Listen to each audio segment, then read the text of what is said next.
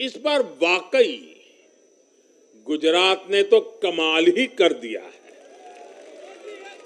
मैं नड्डा जी सहित सभी भाजपा कार्यकर्ताओं को बधाई देता हूं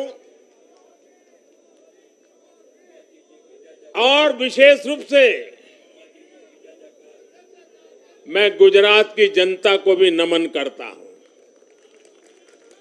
चुनावों के दौरान मैंने गुजरात के भाई बहनों और युवाओं से कहा था कि इस बार नरेंद्र का रिकॉर्ड टूटना चाहिए और मैंने वादा किया था कि भूपेंद्र नरेंद्र का रिकॉर्ड तोड़े, इसलिए नरेंद्र जी जान से मेहनत करेगा। और गुजरात की जनता ने तो रिकॉर्ड तोड़ने में भी रिकॉर्ड कर दिया। उसने गुजरात की स्थापना से लेकर के अब तक सारे रिकॉर्ड तोड़ दिए। गुजरात के इतिहास का सबसे प्रचंड जनादेश भाजपा को देकर गुजरात के लोगों ने नया इतिहास बना दिया है। 2.5 दशक से निरंतर सरकार में रहने के बावजूद इस प्रकार का प्यार अभूतपूर्व है, अद्भुत है। लोगों ने जाति, वर्ग, समुदाय और हर तरह के विभाजन से ऊपर उठकर भाजपा को वोट दिया है।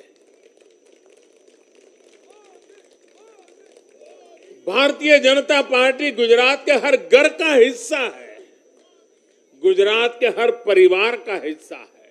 साथियों, देश ने पिछले 8 वर्षों में गरीब को सशक्त करने के साथ ही गरीब तक मूलभूत सुविधाएं पहुंचाने के साथ ही आधुनिक इंफ्रास्ट्रक्चर पर भी फोकस किया है।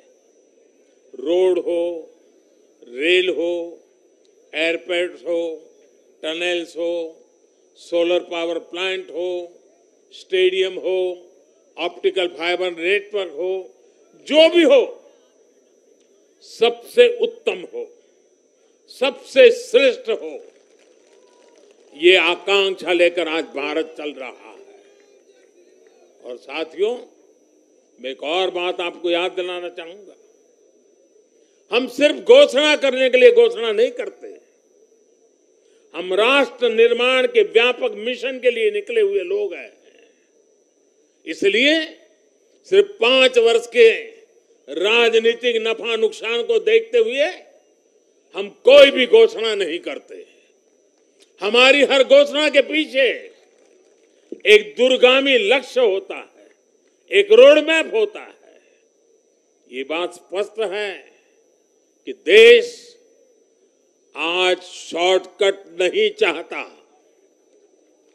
देश का मतदाता आज इतना जागरूक है कि क्या उसके हित में है, क्या उसके अहित में है, वो अच्छी तरह जानता है। देश का वोटर जानता है कि शॉर्टकट की राजनीति का कितना बड़ा नुकसान देश को उठाना पड़ेगा। आज देश में कोई संशय नहीं कि अगर देश रहेगा, देश समृद्ध होगा, तो सबकी समृद्धि तय है। साथियों, भाजपा के आज हम जहां पहुंचे हैं, राज्यों में हो, स्थानीय स्वराज्य की निकायों में हो या केंद्र में हो, ये ऐसे ही नहीं पहुंचे हैं।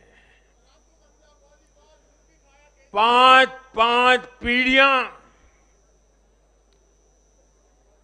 जनसंघ के जमाने से तपस्या करते हुए परिवार के परिवारों खपते रहे, तब जाकर के ये दल बना है, तब जाकर के हम यहां पहुंचे। भाजपा के लिए लाखों समर्पित कार्यकर्ताओं ने अपना जीवन खपा दिया है। व्यक्तिगत सुख, व्यक्तिगत आकांक्षाएं, व्यक्तिगत खुशी, व्यक्तिगत महत्वाकांक्षा, व्यक्तिगत सफलता, इन सबको तिलांजलि देकर भाजपा का प्रत्येक कार्यकर्ता समाज और देश की सेवा करने में, समाज और देश को सशक्त करने में जुटा रहता है। हम विचार पर भी बल देते हैं और व्यवस्था को भी सबल बनाते रहते हैं। भाजपा अपने कार्यकर्ताओं की अथाह संगठन शक्ति पर भरोसा करके ही अपनी रणनीति बनाती है और सफल भी होती है। उतार चढ़ाव भाजपा के राजनीतिक जीवन में भी आए हैं, लेकिन हमने आदर्शों और मूल्यों पर अड़िग रहकर दिखाया है। आजकल हर चुनाव नतीजों के बाद ये चर्चा भी बहुत होती है कि देश की माताएं, बहनें, बेटियां भाजपा पर इतना आशीर्वाद क्यों बरसाती है। अगर कोई ईमानदारी से आत्मचिंतन करे तो ये पाएगा कि आजादी के बाद से पहली बार आज देश में एक ऐसी सरकार है जो महिलाओं की समस्याएं, उनकी चुनौतियां, उनकी आवश्यकताएं, उनकी आकांक्षाएं, उसे समझने का लगातार प्रयास कर रही है और उसके अनुसार काम की योजना बनाती है। गांव देहात से लेकर शहर तक, घरेलू कार्य में व्यस्त महिला से लेकर स्वरोजगार करने वाली या किसी रोजगार से जुड़ी महिलाओं के लिए जितना भाजपा सरकार ने किया है, उतना पहले किसी भी सरकार ने नहीं किया। महिलाओं के लिए पहले की सरकारों के 70 साल के कार्यों की तुलना में भाजपा सरकार के 7-8 साल के कार्य कहीं ज्यादा रहे और इसलिए आज जब भी चुनाव होते हैं तो देश की माताएं, बहनें, बेटियां कमल के निशान का सिर्फ बटन ही नहीं दबाती, उनके हाथों में एक आशीष का भाव होता है, आशीर्वाद का भाव होता है और जब वो उंगली कमल के बटन पर रखती हैं, तब वो हम जैसे लाखों कार्यकर्ताओं के सर पे विजय तिलक भी लगा देती है।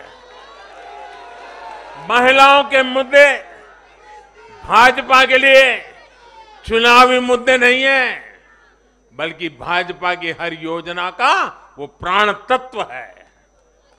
महिलाओं का जीवन आसान बनाना हो, महिलाओं को ज्यादा से ज्यादा रोजगार के, स्वरोजगार के अवसर मुहैया कराना हो, ये भाजपा का कमिटमेंट है।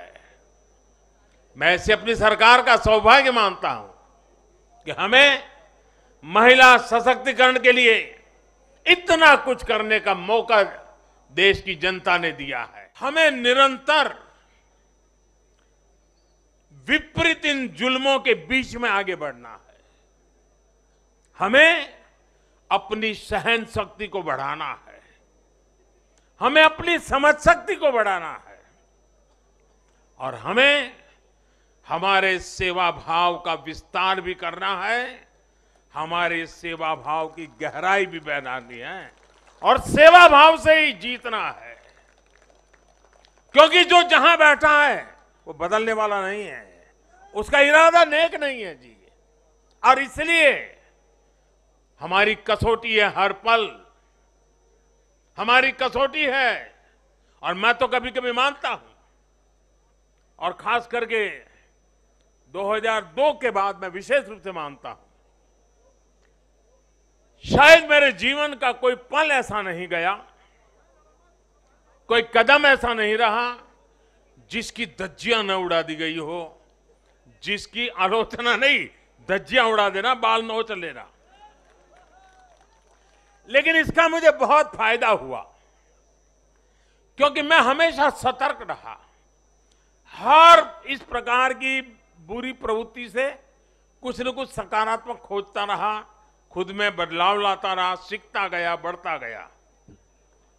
और जिन लोगों को चारों तरफ से उछालने वाले लोग रहते हैं, कंधे पर बिठा करके नाचने वाले लोग रहते, उनसे सुधरने की भी संभावना नहीं होती है। वो तो जो है वहां से भी बिगड़ेंगे। और इसलिए आलोचनाओं ने भी हमें बहुत सिखाया है। हर आलोचना में से हमारे काम की चीज हमें खोजते रहना है, हमें अपनी शक्ति को बढ़ाते रहना है और कठोर से कठोर झूठे आरोपों को सहने का सामर्थ्य भी बढ़ाना होगा साथियों, क्योंकि अब जुल्म बढ़ने वाला है। अब मान के चलिए, मुझ पर भी बढ़ने वाला है, आप सब पर भी बढ़ने वाला है, क्योंकि ये सहन नहीं कर पाएंगे, ये पचा नहीं पाएंगे।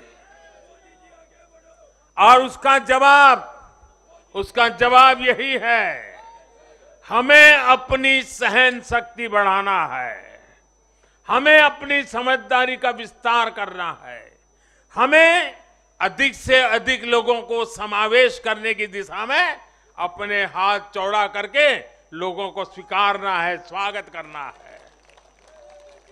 सकारात्मक रास्ता, सेवा भाव का रास्ता, समर्पण का रास्ता, यही मार्ग हमने चुना है, वही मार्ग हमको यहां पहुंचाया है।